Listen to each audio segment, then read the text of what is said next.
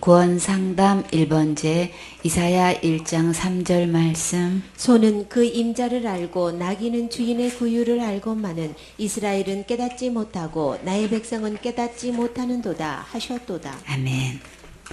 소나 나귀나 고양이나 강아지는 주인을 알아보나요? 자기를 보살펴주는 주인을 알아보고 좋아하지요. 근데 이스라엘은 주인이신 하나님을 알지도 못하고 무슨 일을 해주어도 내 백성은 아랑곳하지도 않고 깨닫지도 못한다고 한탄하고 계셔요. 이사야 1장 4절 말씀.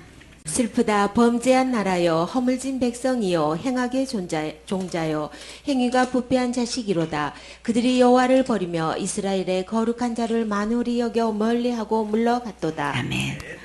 범죄한 백성이고 실수투성이고 못된 짓만 골라하고 소행이 타락한 불효막심한 자식이고 하나님을 버리고 이스라엘의 거룩하신 하나님을 소홀히 여겨 멀리 떠나갔으므로 슬퍼하셔요.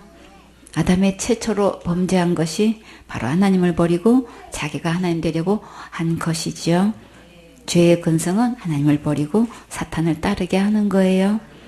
우리를 하나님 형상과 하나님의 모양으로 만드시고 생기를 불어넣어 주셨는데 그 주님을 몰라보고 일평생 하나님을 경홀히 여기고 예배드리지 않고 있으니 정말 슬프시겠지요. 하나님께서 사람을 만드신 분명한 목적과 요구는 무엇인가요? 신명기 10장 12절에 이스라엘아 내 하나님 여호와께서 내게 요구하시는 것이 무엇이냐? 곧 내 하나님 여호와를 경외하여 그 모든 도를 행하고 그는 그를 사랑하며 마음을 다하고 성품을 다하여 내 하나님 여호와를 섬기고. 하나님께서 우리에게 무엇을 요구하셨나요? 예배 성공하는 거지요. 신명기 10장 13절에 내가 오늘날 내 행복을 위하여 내게 명하는 여호와의 명령과 규례를 지킬 것이 아니냐. 예배 성공하는 것이 하나님을 하나님으로 최고로 대접해 드리는 거예요. 하나님의 말씀대로 예배 성공하고 말씀에 순종하면 가장 행복한 축복의 주인공이 될 수 있어요. 이사야 1장 10절 말씀. 너희 소돔의 간원들아 여호와의 말씀을 들을지어다. 너희 고모라의 백성아 우리 하나님의 법에 귀를 기울일지어다. 아멘. 살아계신 하나님의 말씀을 계속 들으면 믿어지고 믿어지면 말씀대로 순종하게 되고 순종되어지면 세상에서 줄 수 없는 큰 평안과 기쁨을 맛보고 새 힘도 얻고 참된 큰 행복을 누릴 수 있어요. 간원들이든 백성들이든 목사님이시든 교인들이든 다 하나님의 말씀을 잘 들어야 살 길이 있어요. 학설이니 신학이니 전통이니 교리니 철학이니 다른 교훈을 들으면 아무도 책임지지 않아요. 이제부터 기록된 하나님의 말씀으로 말씀에만 귀를 기울이시고 아멘으로 마음으로 아멘하고 들으세요. 소돔과 고모라 사람같이 하늘에서 유황불이 내려와서 완전히 멸망당하면 절대 안 되겠지요. 에스겔 3장 17절 말씀. 인자야 내가 너를 이스라엘 족속의 파수꾼으로 세웠으니 너는 내 입의 말을 듣고 나를 대신하여 그들을 깨우치라. 아멘. 파수꾼은 경계하여 지키는 일을 하는 사람이에요. 어떤 일을 한눈 팔지 아니하고 성실하게 하는 사람을 비유해요. 파수꾼으로 세임을 입었으면 제일 먼저 무엇을 해야 하나요? 너는 내 입의 말을 듣고 기록된 하나님 말씀을 들을 때에 진정한 사명을 감당할 수 있겠지요. 나를 대신하여 그들을 깨우치라. 하나님을 대신하여 임무를 수행하는 자는 하나님의 대사이고 하나님의 거룩한 특사예요. 그동안 참된 복음의 말씀을 듣고 지옥할 수밖에 없는 믿음이었다는 것을 깨달았습니까? 이제는 오직 예수 그리스도만 믿는 믿음으로 천국 갈 수 있는 온전한 믿음이 되셨습니까? 예수님의 십자가의 은혜의 복음을 정확하게 전하는 파수꾼이 되어야 백성들이 깨달을 수 있겠지요. 에스겔서 3장 18절 말씀. 가령 내가 악인에게 말하기를 너는 꼭 죽으리라 할 때에 내가 깨우치지 아니하거나 말로 악인에게서 일러서 그 악한 길을 떠나 생명을 구원케 하지 아니하면 그 악인은 그 죄악 중에서 죽으려니와 내가 그 핏값을 내 손에서 찾을 것이고. 아멘. 가령 내가 악인에게 말하기를 너는 꼭 죽으리라. 이 말씀을 복음의 측면으로 한번 살펴보면 지옥 갈 죄로부터 구원받지 못한 자는 다 하나님 보시기에 악인이에요. 너는 꼭 죽으리라. 히브리서 9장 27절에 한 번 죽는 것은 사람에게 정하신 것이요 그 후에는 심판이 있다고 하셨지요. 하나님을 버리고 마귀 따라가는 행위는 죽음을 자초한 길이에요. 처음부터 주님께서 선악과 알게 하는 나무의 실과를 먹으면 정령 죽는다고 하셨지요. 이렇게 죽은 후에는 반드시 심판이 있어요. 심판 후에는 어디 갈까요?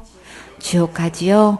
계시록 20장 14절에 사망과 음부도 불못에 던지우니 이것은 둘째 사망 곧 불못이라. 복음을 전하지 않으면 그 영혼은 죽어 지옥 가는 것이기 때문에 반드시 구원의 복음을 전해서 생명을 구원하라고 하셨어요. 만약 전하지 않으면 그 영혼은 자기 죄로 죽어 지옥 가지만 그 핏값은 누구에게 찾으신다고 하셨나요? 전하지 않는 자에게서 찾으신다고 하셨지요. 항상 영혼을 만나면 전할 수 있는 기회를 삼아야겠지요. 이 말씀을 생활 측면에서 본다면 그가 자신의 악한 행실을 고쳐 목숨을 건질 수 있는 기회를 얻도록 잘 권면해 주어야겠지요. 만약 그에게 경고하지 않으면 그는 자기 죄로 죽게 되겠지만 그러나 권면해 주지 않으면 그 책임을 지어서 살인자처럼 다루시겠다는 말씀이에요. 율법으로 파수꾼을 다루면 나만 할 사람이 얼마나 될까요? 정말 주님의 은혜가 절실하게 필요하지요. 에스겔서 3장 19절 말씀. 내가 악인을 깨우치되 그가 그 악한 마음과 악한 행위에서 돌이키지 아니하면 그는 그 죄악 중에서 죽으려니와 너는 내 생명을 보존하리라. 아멘. 악인에게 말해 주었는데도 듣지 않고 돌이키지 않으면 악인은 자기 죄악으로 죽게 되지만 전해 주었던 자는 자기 생명을 보호받을 수 있어요. 에스겔서 3장 20절 말씀. 또 의인이 그 의에서 돌이켜 악을 행할 때에는 이미 행한 그 의는 기억할 바 아니라 내가 그 앞에 거치는 것을 두면 그가 죽을지니 이는 내가 그를 깨우치지 않음이라. 그가 그 죄 중에서 죽으려니와 그 핏값은 내가 내 손에서 찾으리라. 아멘. 사람들이 보기에 언제나 의로운 일만을 해오던 사람도 어느 날 그 의로운 길을 버리고 불의를 행하기 시작하면 역시 죽게 될 것이고 또 그가 전에 행한 모든 선행은 더 이상 의미가 없어지는데 만약 깨우쳐서 돌이키면 살 수 있지만 깨우치지 않으면 그는 자기 죄값으로 죽게 돼요. 만약에 깨닫게 하지 않으면 그 책임이 누구에게 있나요? 전해주지 않은 자에게 그 핏값을 찾는다고 하셨지요. 그러면 율법으로 보면 악인이든 의인이든 우리는 모두 누가 필요한가요? 구세주가 절대적으로 필요하지요.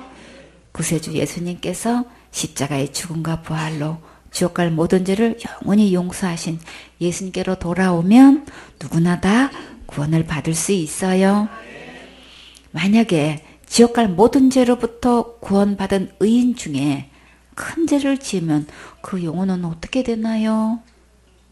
지옥 갈까요? 천국 갈까요?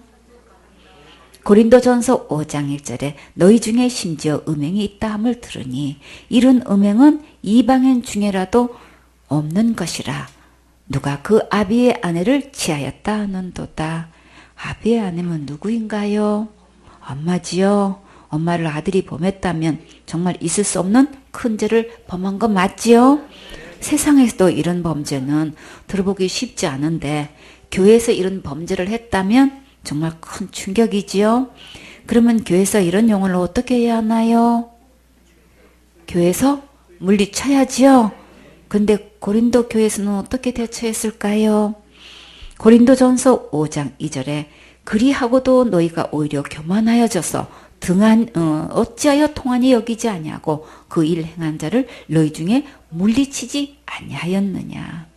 그 사건을 밝히 드러났으면 가슴침이 한탄하고 교회에서 속히 치리해야 하는데 통하니 여기지도 않고 물리치지도 않고 있으면 정말 안 되지요. 이런 일을 교회들이 듣고 치리하지 않는 것을 보면 이런 일을 해도 되나 보다 하고 따라하면 정말 큰일이지요. 고린도전서 5장 3절에 내가 실로 몸으로는 떠나 있으나 영으로는 함께 있어서 거기 있는 것 같이 이 일 행한 자를 이미 판단하였노라. 이미 판단하였다는 것은 이런 자는 처벌하기로 이미 결정하였다는 말씀이에요. 지도자는 처벌할 때는 단호하게 해야지 교회를 거룩하게 관리할 수 있겠지요. 고린도전서 5장 4절에 주 예수의 이름으로 너희가 내 영과 함께 모여서 우리 주 예수의 능력으로 이런 자를 사단에게 내어 주었으니 이는 육신은 멸하고 영은 주 예수의 날에 구원 얻게 하려 함이라. 이런 죄에 빠진 자는 사탄에게 내어주는 것을 볼 수 있지요. 사탄에게 내어주면 어떻게 될까요? 육신은 죄로 인해 멸망당하지만 영은 예수님의 날에 구원을 얻게 되지요. 어떻게 이런 자가 구원을 얻을 수 있을까요? 예수님의 십자가의 은혜로 구원받은 것이기 때문에 한 번 받은 구원은 절대 잃어버리지 않아요. 그러나 삶 속에서 이런 죄를 짓게 되면 반드시 치리하신다는 것을 잊어서는 안 되겠지요. 바울은 다른 지역에 있으면서 고린도 교회의 영적 흐름을 알고 단호하게 치리한 것을 볼 수 있어요. 영적 지도자는 이런 분별력을 가지고 양떼를 잘 돌보아야겠지요. 에스겔 3장 21절 말씀. 그러나 내가 그 의인을 깨우쳐 범죄치 않게 하므로 그가 범죄치 아니하면 정령 살리니 이는 깨우침을 받음이며 너도 내 영혼을 보존하리라. 아멘. 만일 그 의로운 자를 깨우칠 때 그 경고를 듣고 범죄하지 않으면 그가 살게 되고 나도 생명을 보존하게 돼요. 파수꾼의 사명은 곧 목숨이 걸려 있는 것을 볼 수 있지요. 의사들이 훈련 받을 때 보면 생명을 다루기 때문에 아주 작은 것에서부터 굉장히 예민하고 엄격하고 호되게 다루는 것을 볼 수 있어요. 사역자는 영적 의사로서 철저히 훈련받고 생명을 살리는 일에 기하고 장구하게 쓰임 받아야겠지요. 이사야 65장 1절 말씀. 나는 나를 구하지 아니하던 자에게 물음을 받았으며 나를 찾지 아니하던 자에게 찾아냄이 되었으며 내 이름을 부르지 아니하던 나라에게 내가 여기 있노라 내가 여기 있노라 하였노라. 아멘. 하나님께서 말씀하시기를 나는 너희를 도와주려고 항상 기다리고 있었으나 나에게 도와달라고 호소하는 사람이 없었고 나는 이스라엘 백성을 만나려고 항상 대기하고 있었으나 나를 찾아오는 사람이 하나도 없었고 나의 백성 가운데서 내 이름을 부르며 호소하는 사람이 하나도 없었지만 나는 항상 내가 여기 있노라 내가 여기 있노라 손짓하시며 부르고 계셔요. 이사야 65장 2절 말씀. 내가 종일 소운을 펴서 자기 생각을 쫓아 불선한 길을 행하는 패역한 백성들을 불렀나니. 아멘. 주님은 언제나 종일 두 팔을 벌리고 백성을 영접할 준비를 하고 계셨지만 패역한 백성들은 완전히 무시해버리고 자기들의 고집대로만 살아가고 빗나간 길로만 갔어요. 이사야 65장 3절 말씀. 곧 동산에서 제사하며 벽돌 위에서 분향하여 내 앞에서 항상 내 노를 일으키는 백성이라. 아멘. 백성들은 점점 하나님을 모욕하고 분노를 일으키면서 풍년을 얻기 위해서 우상에게 제물을 바치고 향을 피우며 숭배했어요. 이사야 65장 4절 말씀. 그들이 무덤 사이에 앉으며 은밀한 처소에서 지내며 돼지고기를 먹으며 가증한 물건의 국을 그릇에 담으면서. 아멘. 그들은 묘실에 들어가 망령들을 불러 묶거나 은밀한 곳에서 밤을 새우며 귀신에게 살 길을 갖춰달라고 호소하면서 부정한 돼지고기를 썩지 않고 먹었어요. 이사야 65장 5절 말씀. 사람에게 이르기를 너는 내 자리에 섰고 내게 가까이 하지 말라. 나는 너보다 거룩함이니라 하나니 이런 자들은 내 코에 연기요 종일 타는 불이로다. 아멘. 이런 자들이 다른 사람을 만나면 나에게 가까이 오지 마시오. 내가 밤새도록 신령한 영들과 접촉하였으니 내게 가까이 오면 죽을 위험이 있어 라고 한대요. 이렇게 하나님의 분노를 일으켜서 하루 종일 꺼지지 않는 불길처럼 하나님의 마음을 타오르게 하고 있어요. 이사야 65장 6절 말씀. 보라 이것이 내 앞에 기록되었으니 내가 잠잠치 아니하고 반드시 보응하되 그들의 품에 보응할지라. 아멘. 하나님께서 이들의 악행을 결코 잊지 않고 모두 문서로 기록해서 보관하고 계시고 저들의 죄악을 모두 대갚아 주겠다고 확실히 말씀하셨어요. 이사야 65장 7절 말씀. 너희의 죄악과 너희 열조의 죄악을 함께 하리니 그들이 산 위에서 분향하며 작은 산 위에서 나를 능욕하였음이라. 그러므로 내가 먼저 그 행위를 헤아리고 그 품에 보응하리라. 여호와가 말하였느니라. 아멘. 하나님께서 저들의 죄악도 갚아주시고 또 저들의 조상들의 죄까지도 대갚아주시고 산마다 찾아다니며 우상을 섬김으로 하나님을 모욕한 죄악들을 모두 갚아주시겠다고 하셨어요. 모든 사람들이 종교는 자유라고 하면서 각기 제 마음대로 가고 있지만 하나님께 예배드리지 않고 우상에게 절하고 숭배한 것에 대해서 반드시 보응하셔요. 이런 날이 오기 전에 속히 하나님께로 돌아오세요. 그러면 모든 죄를 용서받을 수 있어요. 호세아 6장 1절 말씀. 오라 우리가 여호와께로 돌아가자. 여호와께서 우리를 찢으셨으나 도로 낫게 하실 것이요 우리를 치셨으나 싸매어 주실 것이니라. 아멘. 하나님께로 돌아올 때가 언제인가요? 지금이지요. 지금 하나님께로 돌아가면 찢어진 것도 도로 낫게 해주시고 상처난 것도 다시 싸매어 주셔요. 호세아 6장 2절 말씀. 여호와께서 이틀 후에 우리를 살리시며 제3일에 우리를 일으키시리니 우리가 그 앞에서 살리라. 아멘. 예수님의 십자가의 그 사랑으로 우리를 이틀 후에 살리시고 사흘 안에 다시 일으켜 세우셔서 주님의 사랑과 보호 속에서 평안을 누리며 살게 해 주셔요. 호세아 6장 3절 말씀. 그러므로 우리가 여호와를 알자. 힘써 여호와를 알자. 그의 나오심은 새벽빛같이 일정하니 비와 같이 땅을 적시는 늦은 비와 같이 우리에게 임하시리라 하리라. 아멘. 많은 사람들이 예수님에 대해 얼마나 알고 있을까요? 예수님의 이름의 뜻대로 모든 죄에서 구원하신 예수님을 믿고 천국 갈 수 있어야겠지요. 날마다 말씀을 사모하고 예배 성공하고 있는 것은 곧 예수님을 힘써 알아가는 아름다운 모습이에요. 밤이 지나면 아침이 오듯이 겨울이 지나면 마른 땅을 적시는 봄비가 오듯이 예수님께서 반드시 재림하셔요. 욥기 33장 14절 말씀. 사람은 무관히 여겨도 하나님은 한 번 말씀하시고 다시 말씀하시되. 아멘. 사람들은 무관심하게 여겨도 하나님께서는 한 번이 아니라 거듭거듭 알아듣도록 말씀하시지만 사람들이 그것을 알지 못하고 깨닫지도 못하고 있어요. 욥기 33장 15절 말씀. 사람이 침상에서 졸며 깊이 잠들 때에나 꿈에나 밤의 이상 중에. 꿈의 신비한 환상으로나 잠자리에 누워 깊이 잠에 빠져 있을 때도 깨닫도록 말씀해 주셔요. 욥기 33장 16절 말씀. 사람의 귀를 여시고 인치듯 교훈하시나니. 아멘. 하나님은 사람의 귀를 열어놓으시고 도장을 찍듯이 귀에 딱지가 앉듯이 계속 말씀해 주셔요.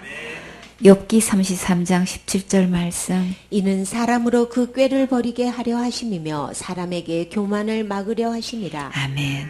온갖 수단과 방법을 가리지 않고 꾀를 내어 죄를 짓고 있고 마음이 높아서 남을 우습게 여기고 잘난 체하며 뽐내고 건방지며 오만하고 그만한 행동들은 이제 그만하라고 말씀을 들려주셨어요.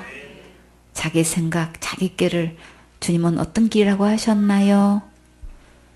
불선한 길이라고 하셨지요? 착하지 않고 좋지 못한 길로 가기를 원하시지 않으셔요. 이사야 65장 2절에 내가 종일 손을 펴서 자기 생각을 쫓아 불선한 길로 행하는 패역한 백성들을 불렀나니, 백성을 불렀나니 그러셨죠? 어디로 부르는 것일까요? 기록된 하나님의 말씀으로 돌아오라고 하시는 거예요. 세상의 초등학문으로는 하나님을 바르게 알 수도 없고 만날 수도 없어요. 왜 그럴까요? 골로새서 2장 8절에 누가 철학과 헛된 속임수로 너희를 노략할까 주의하라.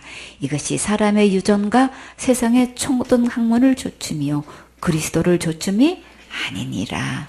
세상의 초등학문은 생명 되신 예수님을 따르는 것이 아니기 때문에 구원을 얻을 수도 없고 영생을 얻지 못해요. 히브리서 13장 9절에 여러 가지 다른 교훈에 끌리지 말라. 마음은 은혜로서 굳게 함이 아름답고 식물로서 할 것이 아니니 식물로 말미암아 행하는 자는 유익을 얻지 못하였느니라. 여러 가지 다른 교훈에 중독이 되면 예수님의 십자가의 은혜를 깨닫지 못해요. 오직 기록된 성경 말씀으로 돌아오면 예수님을 만날 수 있고 천국길로 인도받을 수 있어요. 디모데후서 3장 16절에 모든 성경은 하나님의 감동으로 된 것으로 교훈과 책망과 바르게 함과 의로 교육하기에 유익하니 이는 하나님의 사람으로 온전케 하며 모든 선한 일을 행하기에 온전케 하려 함이니라. 예수님의 생명의 말씀을 계속 들으면 구원의 길, 영생의 길, 천국길로 인도해 주셔요. 욥기 33장 18절 말씀. 그는 사람의 혼으로 구덩이에 빠지지 않게 하시며 그 생명으로 칼에 멸망치 않게 하시느니라. 아멘. 여기서 구덩이가 어디일까요? 둘째 사망 곧 지옥이지요. 우리 생소원의 식구들은 이런 곳에 단 한 명이라도 빠지면 절대 안 되겠지요. 예수님께서 멸망의 구덩이에서 건져 주셨고 칼에 멸망하지 않도록 영원한 생명을 주셨어요. 느헤미야 13장 23절 말씀. 그때 내가 또 본즉 유다 사람이 아스돗과 암몬과 모압 여인을 취하여 아내를 삼았는데. 아멘. 바벨론 포로에서 이제 겨우 풀려나 본국에 돌아와서 하나님께 예배드리는 큰 은혜를 입었는데 어느새 벌써 또 이방 여인을 아내로 삼았으니 정말 대형 사고 쳤지요. 느헤미야 13장 24절 말씀. 그 자녀가 아스돗 방언을 절반쯤은 하여도 유다 방언은 못하니 그 하는 말이 각 족속의 방언이므로. 아멘. 벌써 아이를 낳아서 말을 절반쯤 하게 되면 몇 살쯤 될까요? 혜든이처럼 빨리 말을 잘해도 4살은 넘었겠지요. 이스라엘 백성들이 다시 타락하기 시작한 것도 4, 5년쯤 되었다고 보면 되겠지요. 이제 겨우 성곽을 짓고 하나님께 예배드리는 일에 전심전력을 해야 할 때인데 지도자 히스기야가 잠시 바벨론에 다녀온 사이에 이런 끔찍한 일이 또 일어났어요. 우리에게 영적으로 바르게 분명하게 음하게 인도해 줄 수 있는 지도자가 함께 있다는 것은 정말 너무나 큰 축복이고 은혜지요. 느헤미야는 이 사실을 알고 어떻게 치리했을까요? 느헤미야 13장 25절 말씀. 내가 책망하고 저주하며 두어 사람을 때리고 그 머리털을 뽑고 이르되 너희는 너희 딸들로 저희 아들들에게 주지 말고 너희 아들들이나 너희를 위하여 저희 딸을 데려오지 않겠다고 하나님을 가리켜 맹세하라 하고. 아멘. 다시는 이방 여인을 아내로 삼지 말라고 단단히 꾸짖고 나무라면서 또다시 이런 짓을 하지 않겠다고 맹세하게 하고 엄하게 책망하고 때리고 머리털을 뽑았어요.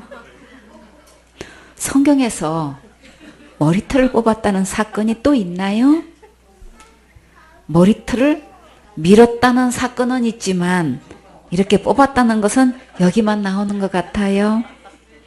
머리털을 뽑았다는 것은 몹시 화가 났다는 것을 보여주지요. 하나님의 백성이 이방인과 결혼하는 것은 큰 죄로 다루셨어요.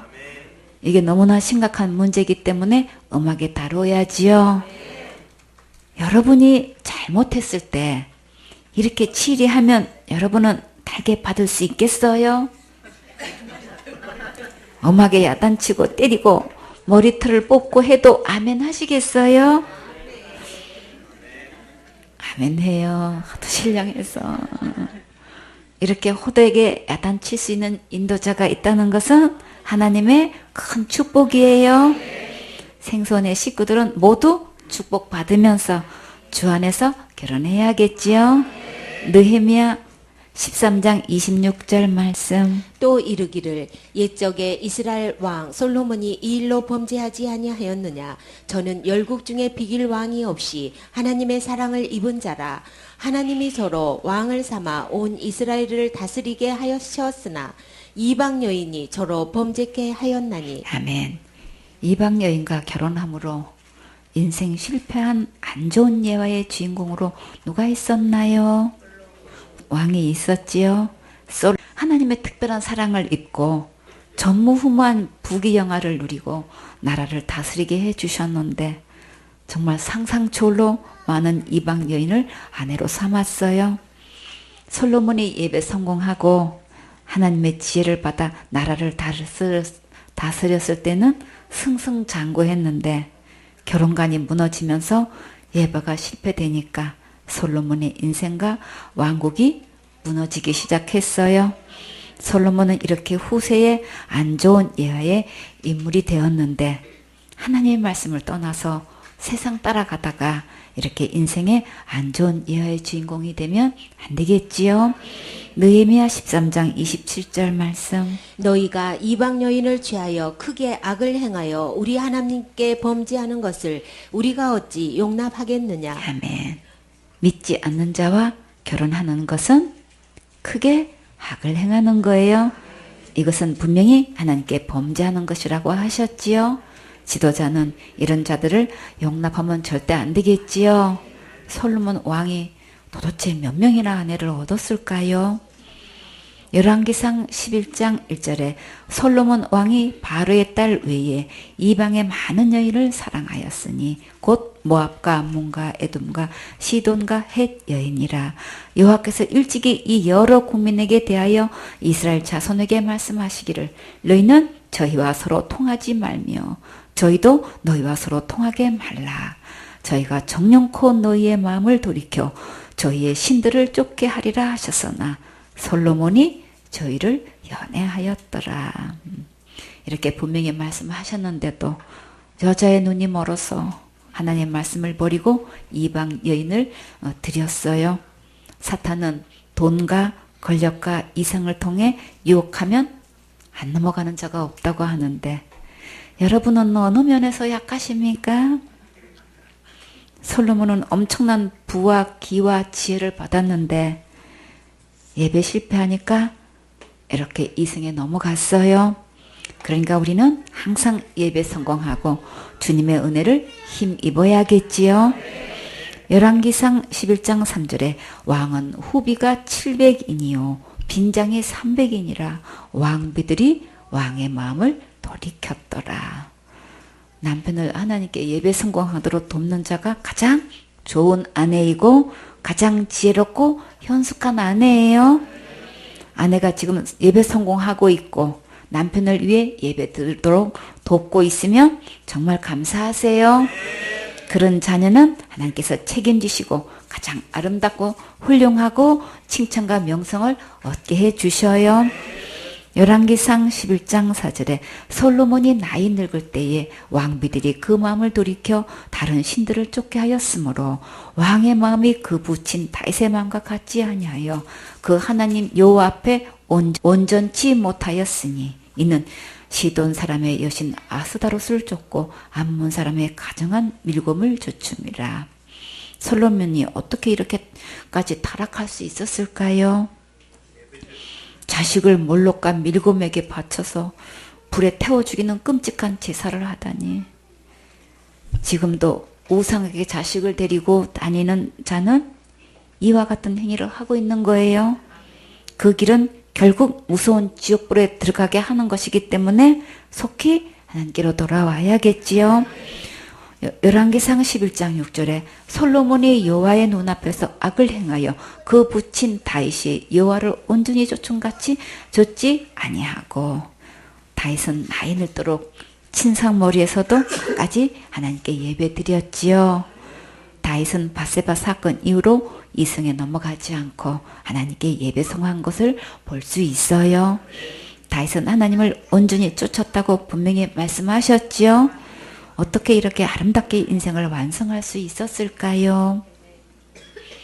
다윗이 한 가지 깊은 소원이 무엇이었나요? 하나님의 성전을 짓는 거였어요.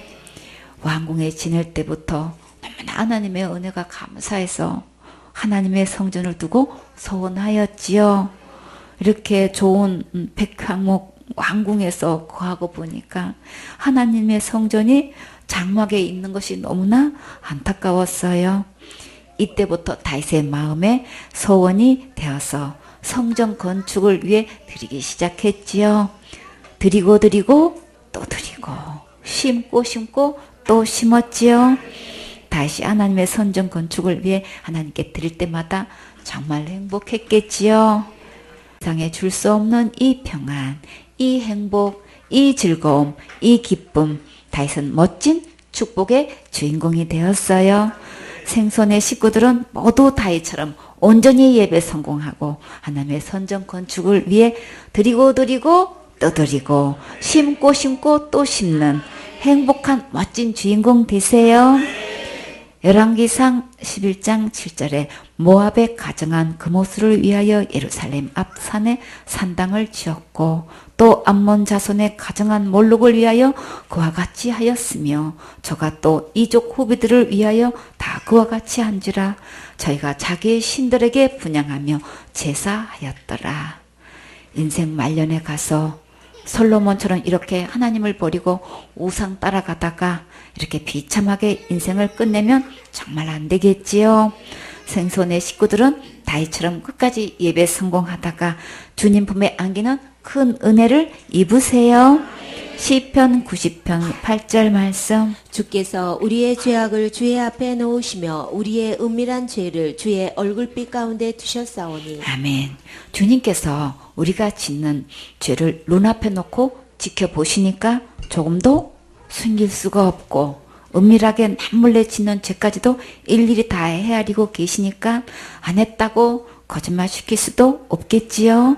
시편 90편 9절 말씀. 우리의 모든 날이 주의 분노 중에 지나가며 우리의 평생이 일시간에 다하였나이다. 아멘. 우리가 살아가는 모든 날이 하나님의 분노 중에 지나간다는 것은 정말 큰 충격이지요. 우리의 한많은 일평생에 한숨 한 번 쉬는 것처럼 순식간에 다 사그러지고 말아요. 여러분도 한번 한숨을 길게 한번 쉬어보세요. 몇 초 동안 쉴 수 있나요? 10초도 길지요? 5초면 끝나요? 우리의 인생이 이렇게 순식간에 지나간다고 하셨어요. 베드로후서 3장 8절에 사랑하는 자들아, 주께는 하루가 1000년 같고 1000년이 하루 같은 이 한 가지를 잊지 말라. 1000년을 하루로 계산한다면 우리의 인생이 한숨 한 번밖에 안 되는 것이 이제 이해가 가시겠지요. 시편 84편 10절에 주의 궁정에서 한 날이 다른 곳에서 첫날보다 나은즉 악인의 장막의 거함보다 내 하나님 문지기로 있는 것이 좋사오니. 궁정은 임금님이 거처하는 집안의 마당을 말해요. 죄악 가운데 첫날을 사는 것보다 거룩한 하나님 집 마당에서 문지기로 있는 것이 훨씬 좋겠지요. 시편 90편 10절 말씀. 우리의 연수가 70이요 강건하면 80이라도 그 연수의 자랑은 수고와 슬픔뿐이요 신속히 가니 우리가 날아가나이다. 아멘. 우리 인생의 여정이 기껏해야 70이고 건강해야 80인데 평생에 일하느라 애쓴 것뿐이고 고통과 슬픔 속에 덧없이 쏜 화살같이 빠르게 날아가요.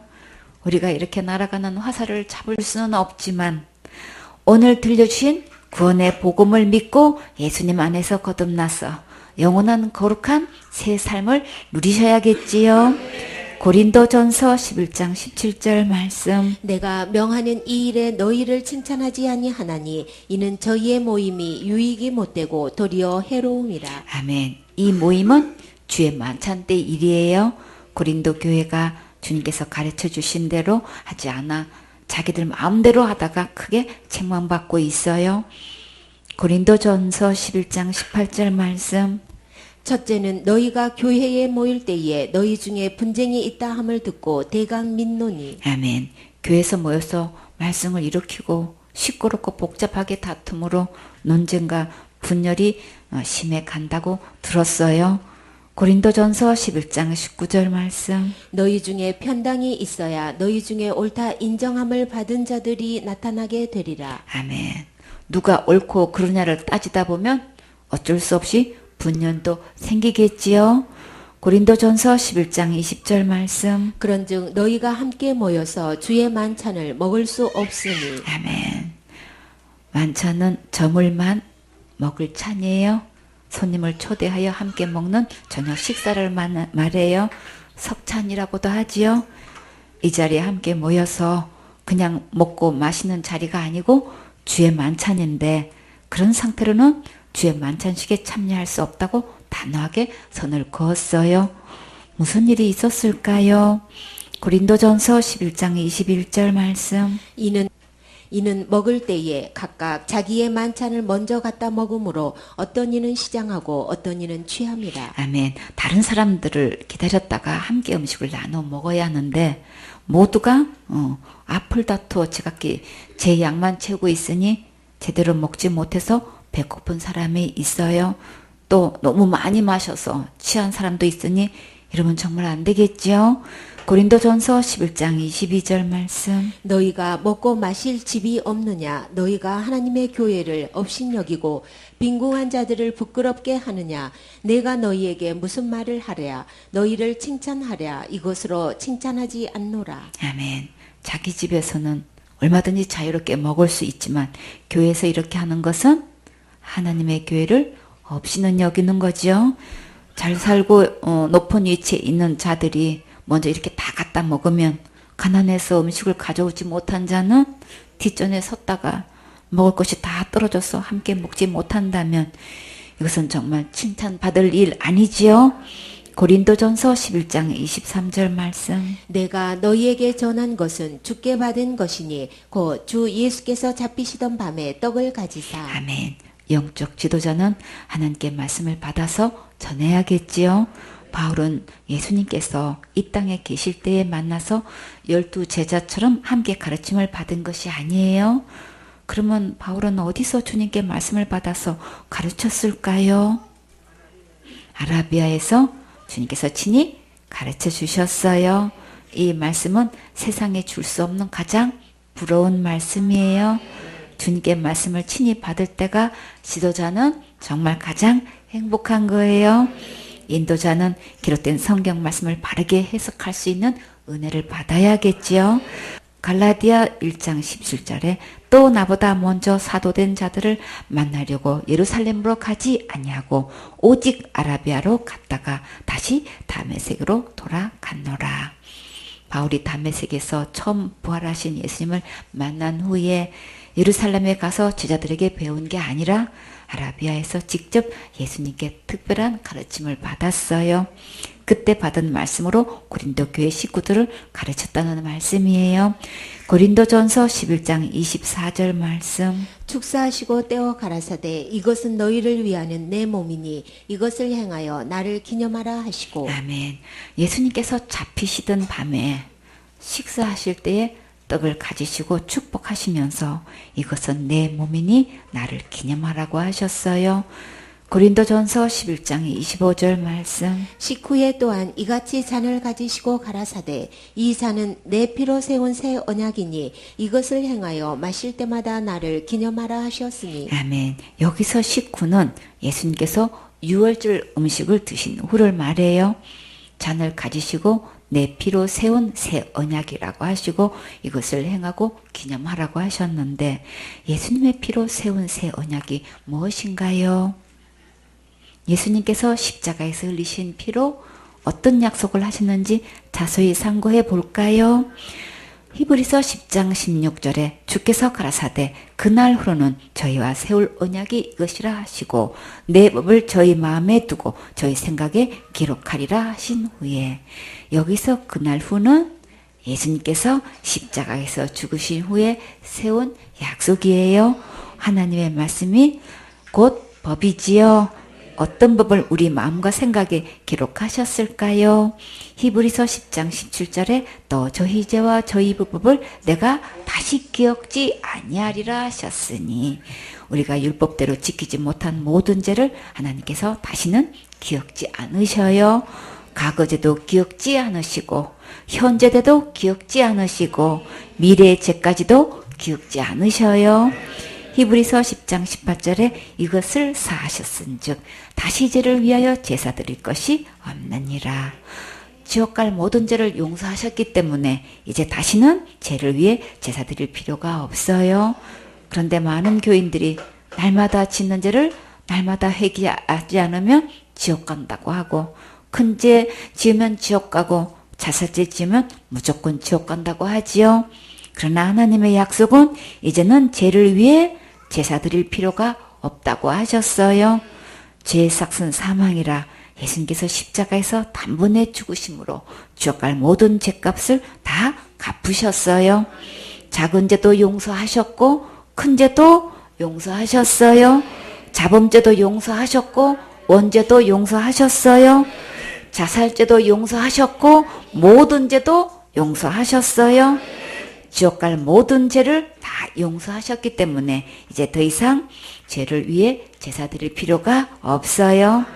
히브리서 10장 19절에 그러므로 형제들아 우리가 예수의 피를 힘입어 성소에 들어갈 담력을 얻었나니 예수님께서 십자가에서 흘리신 피로 내 모든 죄를 깨끗하고 의롭고 거룩하게 씻어주셨어요. 그래서 이 예수님의 피를 힘입으면 누구든지 천국에 당당하게 들어갈 수 있어요. 이사야 38장 17절에 보옵소서 내게 큰 고통을 더하신 것은 내게 평안을 주려 하심이라. 주께서 나의 영혼을 사랑하사 멸망의 구덩이에서 건지셨고 나의 모든 죄는 주의 등지에 던지셨나이다. 나의 모든 죄는 어디로 갔나요? 예수님의 등 뒤에 던지셨어요. 예수님께서 내 죄만 지고 가셨을까요? 요한복음 1장 29절에 이튿날 요한이 예수께서 자기에게 나오심을 보고 가로되 보라 세상 죄를 지고 가는 하나님의 어린 양이로다. 세상 죄 속에는 누구 죄도 포함되나요? 내 죄도 포함되지요? 예수님께서 지옥 갈 내 모든 죄를 다 지고 가셨어요. 이제 지옥 갈 죄를 인해 더 이상 고민하지 마세요. 스스로 해결하려고 힘쓰고 애쓰지도 마세요. 예수님께서 이미 2000년 전에 십자가에서 다 해결해 주셨어요. 시편 103편 12절에 동이 서에서 먼 것 같이 우리 죄가를 우리에게서 멀리 옮기셨으며 우리의 모든 죄를 다시는 찾아올 수 없는 먼 곳으로 가장 멀리 옮기셨어요. 가서 7장 19절에 다시 우리를 긍휼히 여기셔서 우리의 죄악을 발로 밟으시고 우리의 모든 죄를 깊은 바다에 던지시리이다. 우리의 모든 죄는 예수님이 깊은 바다에 던지셨어요. 다시는 건져올 수 없는 깊은 바다에 던지셨으니까 이제 더 이상 내가 지옥 갈 죄를 해결하려고 하지 마세요. 예수님께서 모든 죄를 용서해 주셨어요. 이제부터 이 예수님을 기념하세요. 지옥 갈 모든 죄를 용서해 주신 예수님을 자랑하세요. 예수님이 내 모든 죄를 용서해 주셨으니까 용서해 주셨다고 간증하세요. 이것이 예수님을 기념하는 거예요. 생선의 식구들은 지옥 갈 모든 죄를 용서하신 예수님을 믿고 전도해서 예수님을 가장 기쁘게 해드리는 멋진 주인공 되세요. 아멘.